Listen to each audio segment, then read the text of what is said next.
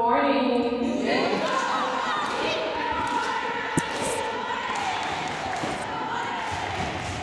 Hey, I don't know. I'm sorry.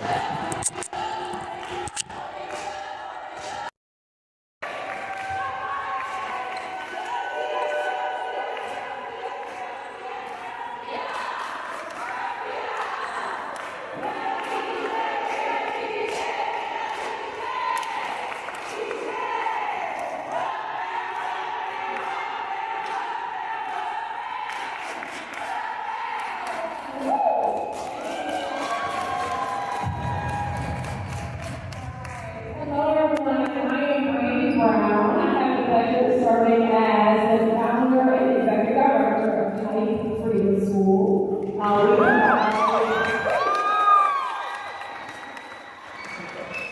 We are an organization, a community-based organization that provides programming for K through 12 graders. We have a chance to do programs that really get our scholars excited about reading and excited about learning and just excited about being themselves. Our vision is I am a change maker myself. They make it unique country in the world. And so I'm excited that we have some of our scholars here today.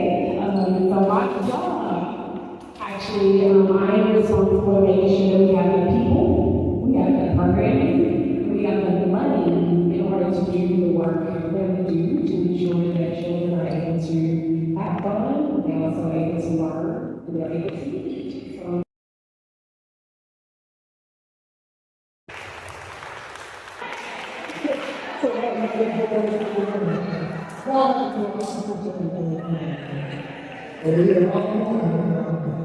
Do that now. It's a blessing and pleasure to be here. My name is Jeremy Mayhorn. I am a son, a husband, and a father of three. And I also am a founder of Facebook. And my day job is I'm sergeant with the Houston Police Department. And I'm currently a sergeant of the community engagement unit. And I job full time every day. It's finding different ways to connect with kids like you, through different initiatives, programs, events, you name it. It's all about bridging the gap and making sure that my officers are out there treating people the way they want to be treated. So it's a blessing to be here. I look forward to answering any questions that you all have. Thanks. Hello, and thank you everyone for having me here today. My name is David Powell. I am the founder of the Tax Shack, and we do the most unsexy thing here today. We do taxes. But what I'm here to share with the people in the back is I want to help parents learn how to save some money, how to get their withholding set up correctly, and that for you guys in the front, it's not about what you make, it's about what you keep. There's a lot of cool stuff going on right now that can make young adults like you guys can use some free accounts to save some money for when you're 18. And I want to teach you guys how to do that today. So thank you for having me out here today, and congratulations to the big homie day. This is a great event. Thank you. Good morning.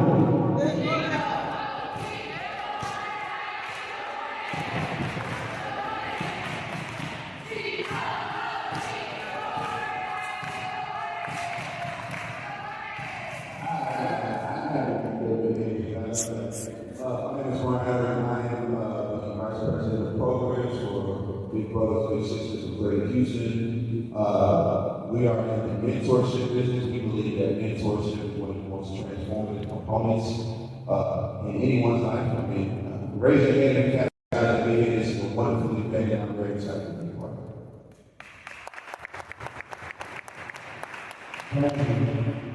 What happens if I say good afternoon? Nonprofit connector. I work in the community. I work with a lot of community engagement programs. I'm happy to be a part of this. Yeah, thanks for the invite. Congratulations on your success. We look forward to having some fun today.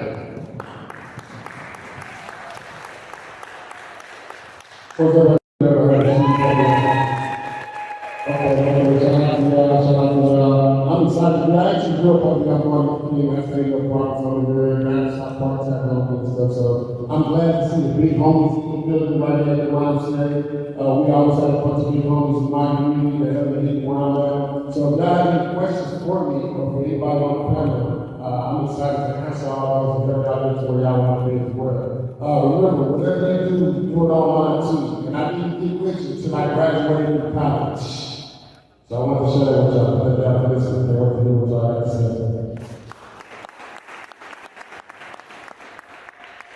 Hello, my name is Crystal Solomon. So my background is already news for 10 years. Currently, I have my own marketing company, and I own a restaurant here in DC called Dad's.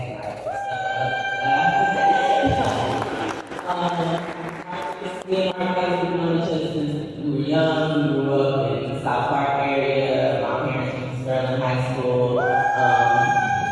Shout out to Sterling for their donations to the backpack today. Really appreciate it. I'm also on the board for Big Homies United. And pretty much just want to come, talk to y'all about just being an entrepreneur, like going to college, like Marcus said, I went to TCU, Texas Christian University. Graduated from high school, so you can start to do whatever you want to do. So.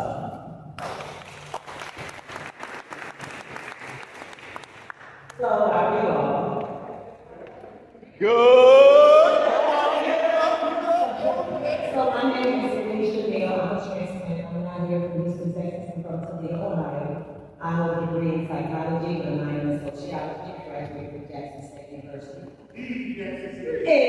And let you know how to do things. Be pretty going.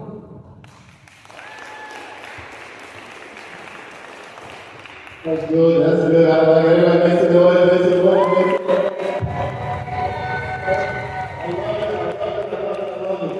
I want to know who has a question. Yes. Guys, stand up for me. First of all, I need you to tell me what's your name. I'm going to say, hi, my name is, and my question is. Okay? You got this? Yes. Hey, here we go. Make some noise, y'all. You ready? You gonna be a good one.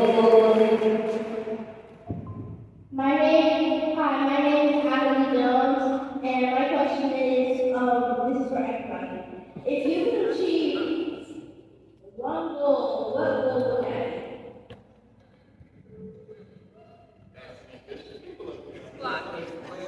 You have to pick one. Pick one. Pick one. Answer first. Ooh, snap one. If I can achieve one goal, Natalie, I would ensure that every child has an experience where they can be exactly like you, brave and bold, and really exude this joy and have no fear and just shining in front of others.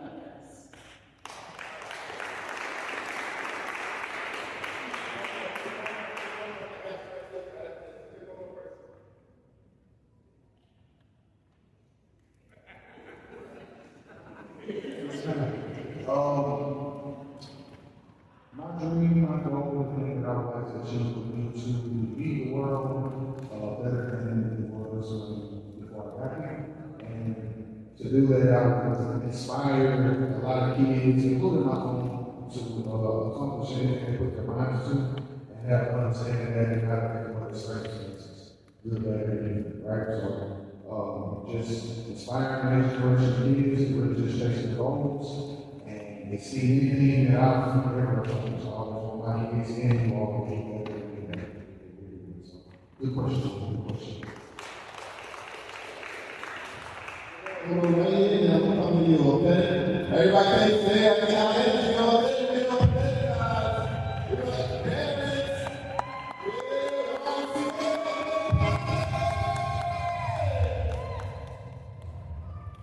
Hello, my name is Jericho. I didn't hear what she said, but she said something about mentor boys like 18. Can you tell me about that?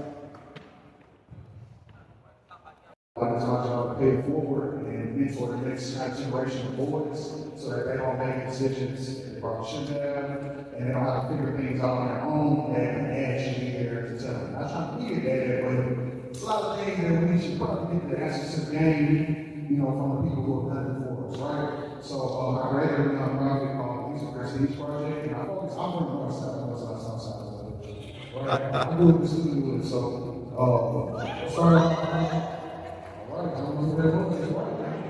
And I was all right. And so my whole goal was started out with AOB. I would go back to the schools that I graduated from. I would mentor boys, and then I was paying out of pocket. Eventually started a nonprofit with donations. I go back and I do a backpack drive after the kind of similar to what he's doing. And I mentor and follow up with answering questions that they have. So if you're interested in that, man, I'll get with you. And it can be something as simple as a phone call, a text message, and checking in if you have a question. So appreciate that question. Listen, what we're doing, guys, that's what we can for where we're going. Definitely was able to start this, figure it out. All right, so here we go, next question. My question is, like for everyone, how did you overcome your fears or your childhood experiences?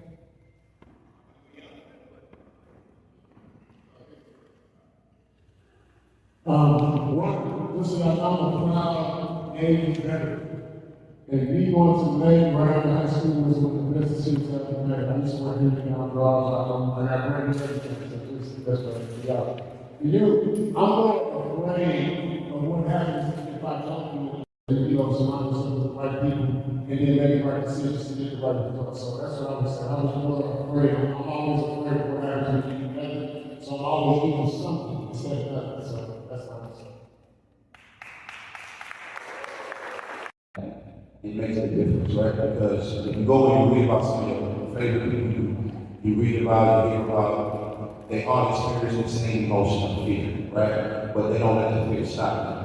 And so I would keep that in mind. And secondly, I can tell you, as a grown man, I can remember the times where I let fear stop me from doing something. I can still remember, like 5th grade, when I wanted to do something and I let fear stop me from doing it. And there's no worse feeling than that. So I would recommend that you just fight through the fear, because it's going to feel better to fight through that fear. You're going to be scared, you're going to overcome it, than to look back and say, you know what, I really wanted to do that one thing, and I didn't do it just because I was scared. You're never going to forget that. You're never going to forget the times you let fear stop you from doing the things you want to do. Because you're going to see somebody else do it, and you're going to be like, man, that could have been me. If I just sign up for the study, I don't know, whatever, anything, you're going to remember those things. So that would be my answer. Alright, so when it comes to things like fear, some of the things that I remember physically that can contribute to that is the feeling, is when I would take my kids and we would do things like snowboarding or motorcycle riding. And there's always a point when you're looking at something, literally a rocky road ahead of you, where you're afraid of passing. Put your head down, hit the gas. Go through that rough patch, and I promise it will feel better when it's behind you than when you're still staring at it. No matter what it is, put that fear behind you. That's my advice.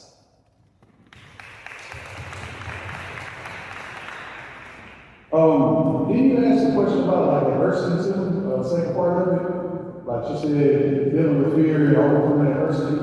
Okay, so to answer the fear, I think we have to reprogram ourselves. A lot of us are afraid of rejection, afraid of failure. But if you go into it with the mindset like you consider a shot that you don't take. So if you don't ever try, then you already failed. A lot of people don't even try, right? And then also, if you do get a no, don't look at it as something negative. Look at it as a no as next opportunity. It's an opportunity for you to learn from why you didn't get it and how can you do better so that you're ready for that opportunity the next time. And as far as your adversity, like I know as far as kids, when we go home, we see the same things around us, and that's all we see. But know that your current circumstances are not going to last forever. Even if you don't have somebody there that's paved the way what marriage is like, what going to college is like, know that you can achieve it. Okay, it's there for you. You just gotta, like you said, take a shot. Okay, good question.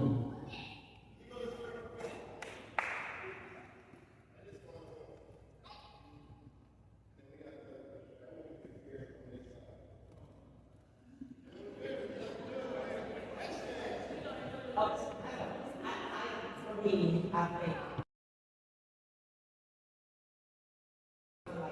like the area and you don't really know what the world looks like, right? So sometimes when the world just looks like the top of the street to the end of your block, right? But when you think about something you really want to do, you just push yourself to do it. That's what I've done my whole life. If I have one thought, I write it down. I could be 14 years old and I can come up with a name of a brand because I think I want to start a clothing brand, right? And regardless of who's around you or what people are saying or what people think is cool or not cool, anyone who represents you and whatever you want to do or whatever role it is, that doesn't mean you can't do it. You can always be the first person. When I was going to college, my mom and parents didn't graduate from college. I didn't have anybody around me who had went to college. I was the first generation who graduated from college.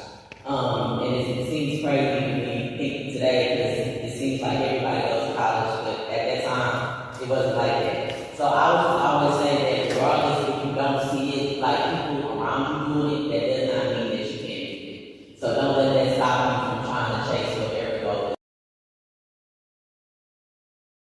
that you can accomplish it. and when you get where you're going, as she said, you might be the only one in the room. You make sure you look back and you always look out for the people that look like you. All right, guys, let's do 2 more questions so we get into some activities. And who is that person for you that kept you pushing, like that kept you that kept you going and helped you get to where you were?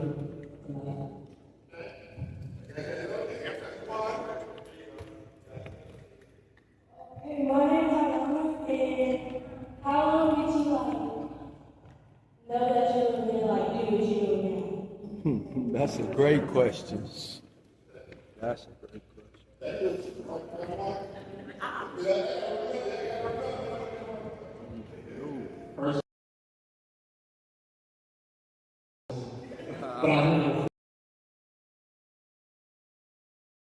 First question.